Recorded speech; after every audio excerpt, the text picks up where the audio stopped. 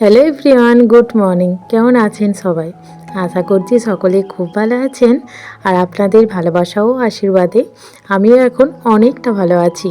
আর দেখতে পাচ্ছেন আমি পাটা কিন্তু যথেষ্ট পরিমাণে ভর দিয়েই চলছি। সত্যি বলতে হালকা আলগা দিলেও মোটামুটি পারছি, মানে অনেকটাই ভালো আছি জানেন তো।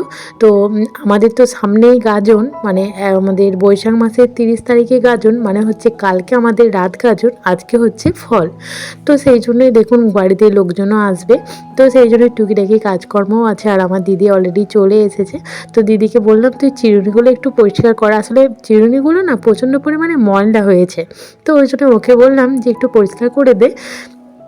তো সেই জন্য পরিষ্কার করে দিচ্ছে। আর এদিকে দেখুন মাকে কিছু শাক দিয়ে গিয়েছিলো পাশের বাড়ির এক দিদিভাই, তো মা শাকগুলো বেছে রেখেছিল, তবে কাটা হয়নি। তো সেই জন্যই মা বললো তুমি এগুলো কেটে দাও শ্রাবণী, আমি স্নানটা সেরে আসি। ওদিকে মা স্নানে গেছে আর আমি এদিকে শাকগুলো কেটে নিচ্ছি।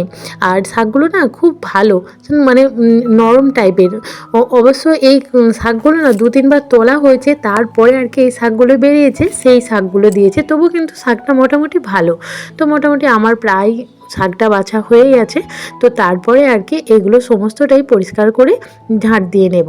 তো তারপর দেখুন আমি এখন পায়ের এই অ্যাঙ্কলেটটা বেঁধে নিচ্ছি। তো এটা পরে না অনেকটা স্বস্তি, আবার ডক্টরে বলেওছে এটা সবসময় পরে থাকার জন্য। তো সেই জন্য এটা আমি সবসময় পড়ছি। আর হচ্ছে গতকাল আমি ডক্টরের কাছে গিয়েছিলাম, তো সেইখানে গিয়ে না এটা দেখাবার সময় ঠিক ছিল, তো আবার তো খুলে দিয়েছিলাম। আবার যখন মানে বেরিয়ে আসি তখন এটা পড়ছিলাম। তো ওখানে আরেকজন ছিলেন, উনি বললেন যে তোমার এটা একদমই পড়া হচ্ছে না। তো ওনাকে আমি আর বুঝিয়ে বলতে পারিনি। জানেন এটা যদি আমি মানে ওটার যেমন নিয়ম আমি যদি সেইভাবে পড়ি, আমার না একটু কেমন অস্বস্তি বোধ হচ্ছিল। এই যে আমার কোনোখানটা এখানে ফাঁক রাখা চলবে না, এই যে এখানে পুরো গ্যাপটা কিন্তু আমি পূরণ করে দিচ্ছি। তো এতে করে না আমার সুবিধা হচ্ছে, যে জায়গাটা ফাঁক থাকছে সেই জায়গাটা লম্বা মতো করে ফুলে যাচ্ছে। আমি গোড়ালির দিকে রাখছিলাম, তো গোড়ালিটা না মানে ফুলে যাচ্ছিল, তো সেই জন্য পড়িনি ওইভাবে। এইভাবে পড়লে আমার অনেকটা কমফোর্টেবল লাগছে, তো সেই জন্য আমি এইভাবেই পড়ছি।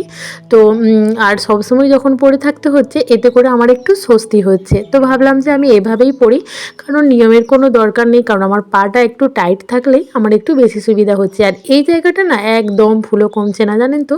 তো কী যে হবে জানি না, তবে ডক্টরে বলেছে যে এইভাবে এখন 2 মাসের মতো এই ফুলোটা থাকবেই।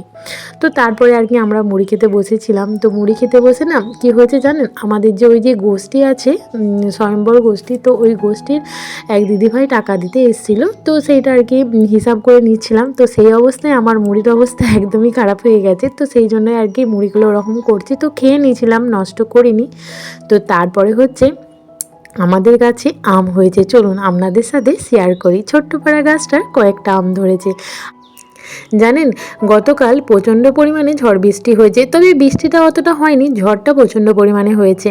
আর এই ঝড় দিয়ে দিয়ে আমাদের গাছের যে কটি আম ছিল সমস্তটাই পড়ে গেছে। তবে এই মেঘলা ওয়েদারের পর এই যে রোদটা এত সুন্দর লাগছে কি বলবো আপনাদের।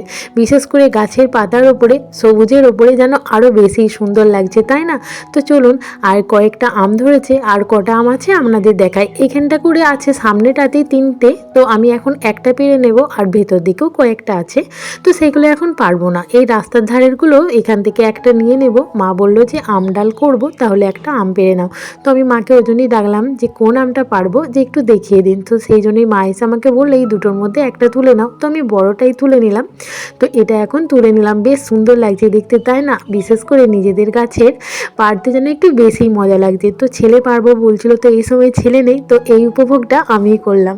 তো যাক, আমি এখন আমটা নিয়ে ঘরে যাচ্ছি। তো মা বললো এটা একটু কেটে দাও, তো আমি এটা নিয়ে গিয়ে একদম কেটে নেব। তো কি সুন্দর লাগছে দেখতে আমটা, তাই না? তবে কতটা বাঁকড়া হয়েছে বুঝতে পারছি না আদৌ মোটেতে কাটতে পারবো কিনা। তো যাক, আমি এখন কিন্তু বসে পড়েছি কাটার জন্য। আর সত্যি গো বন্ধুরা, একদম প্রচণ্ড পরিমাণে বাঁকড়া টাইপের হয়ে গেছে, কাটতে না অনেকটাই কষ্ট হচ্ছিল। তো যাক, ফাইনালি কেটেই নিচ্ছি। আর কি জানেন, এত পরিমাণে মাছি হয়েছে আমাদের বাড়িতে কি বলবো। তো মাছিতে কিভাবে জ্বালাতন করছে দেখতে পাচ্ছেন। তো তারপরে দেখুন আমি আমটা পুরোটা কেটে নিচ্ছি। তো কেটে নিয়ে আমি আর কি রেখে দেবো। আর সবসময় তো উনুনশালে আমি যেতে পারছি না, তো মা বললো তুমি কেটে রেখে দাও, আমি যখন রান্নাশালে যাব আমি নিয়ে চলে যাব।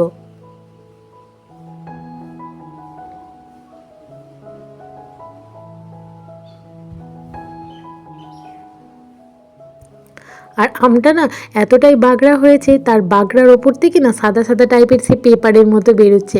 তো সেইগুলোই আর কি একদম ফেলে দিচ্ছি, না হলে কেমন যেন একটু কষাটে টাইপের হয়ে যায়। এই যে আমার পুরোপুরি কাটা হয়ে গেছে আর আমি রেখে দিলাম। মা এখন এটা নিয়ে চলে যাবে ওই রান্নাশালে।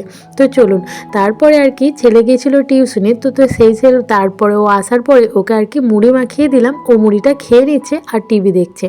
আর যেহেতু আমার দিদি এসেছে, তো দিদি আর কি কয়েকটা জামা তো নিয়ে এসেছে, জামাগুলো না যেগুলো সেলাই খুলে গেছে সেগুলো একটু করে সেলাই করে দিলাম। আর এই জামাটার না হাত নেই, আর ও তো হাত ছাড়া পরতে পারে না, এই জামাটা ওকে পুজোতে দিয়েছিলাম।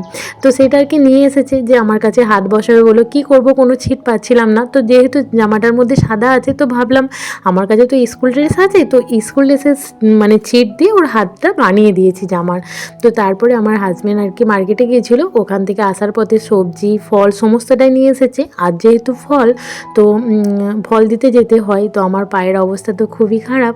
তো আমি তো প্রত্যেক বছরই যাই, এবছর আর যেতে পারবো না গো। তো সেই জন্যই মা বললো পাশের বাড়ি এক দিদিভাইকে দিয়ে আসবে। তো দেখুন কী কী সবজি নিয়ে এসেছে। এই সবজিগুলো ব্যাগ থেকে বের করে ছেলে ফ্রিজের কাছে রেখে দিয়েছে ওই আলুর ওপরে। তো এগুলো এখন আমি পরে আর কি ঢুকিয়ে নেব। এখন চলুন কী কী ফল এনেছে সেটা আপনাদের সাথে শেয়ার করি। তো দেখুন এনেছে কলা, আম, লেবু, লিচু, আঙ্গুর, অনেক কিছুই এনেছে। তো মাকে আমি বলছি, মা এই পলিথিনের মধ্যে কী আছে দেখি। তো আমি তো বুঝতে পারছি না, পলিথিনটা তো বাঁধা আছে। তো মা বললো এগুলো লিচু, না এগুলো হচ্ছে আঙ্গুর, পাশের পলিথিনটায় আছে লিচু। তো আঙ্গুরগুলো আর কি ওনার ছেলে বললো যে বের করে দাও, না হলে পরে কেমন নষ্ট হয়ে যাবে। তো মা আর কি সেটা আর কি বের করে নেবে।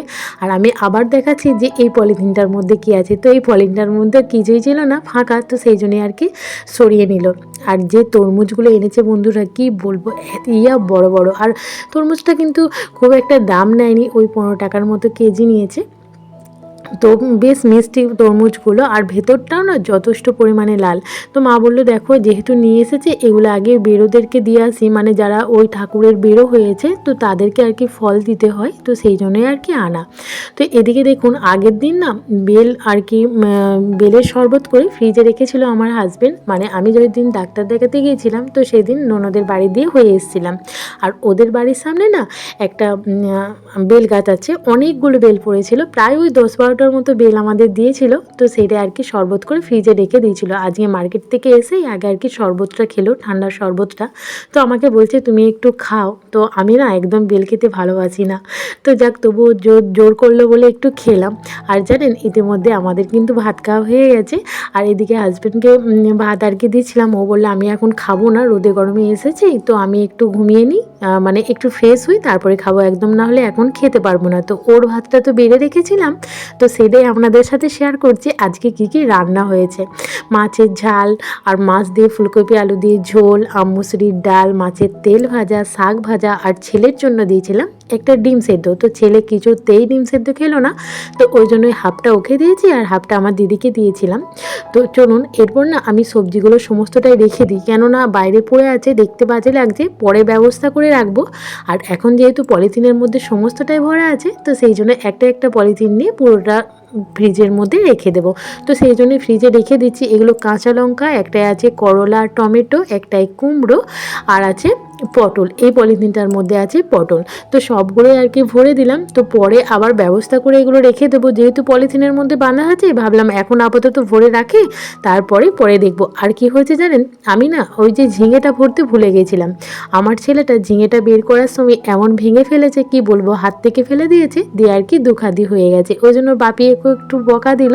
তো তারপর দেখুন আমি এখন ঝিঙেগুলো ভরে নিচ্ছি। আর আমাদের তো খাওয়া হয়ে গেছে, তো হাজব্যান্ড এখনও খায়নি, তো ওর খাবারটা রাখা আছে। মা বললো যে তুমি একটু শো, আমি দিয়ে দেবো। আসলে পাটা দিয়ে তো অত চাপ দেওয়া একদমই ভালো হচ্ছে না, তো সেই জন্যই মা বললো তুমি আর চলাফেরা করো না, খাওয়া যখন হয়েছে একটু শো, তো তারপরে আমি দিয়ে নেবো। তো এখন দেখুন এটাতে আছে হচ্ছে আদা আর রসুন। তো চলুন, আপনাদের সাথে তো অনেকক্ষণ বকবক করলাম, আর বকতে হয়তো আমি একটু বেশিই ভালোবাসি। তো আমার ভিডিওটা আপনাদের কেমন লাগলো অবশ্যই কমেন্টে জানাবেন, আর ভালো লাগলে একটা সাবস্ক্রাইব করে আমার ছোট্ট চ্যানেলটির পাশে থাকবেন। তো আজকের মতো ভিডিওটা এই পর্যন্তই, দেখা হচ্ছে পরের দিন একটি নতুন ভিডিওর সাথে। ততক্ষণ চলুন আমিও একটু ভাত যেহেতু খেয়েছি একটু বিশ্রাম নিয়ে নিই। তো আজ এই পর্যন্তই, দেখা হচ্ছে পরের দিন নতুন ভিডিওর সাথে। আজকের মতো টাটা।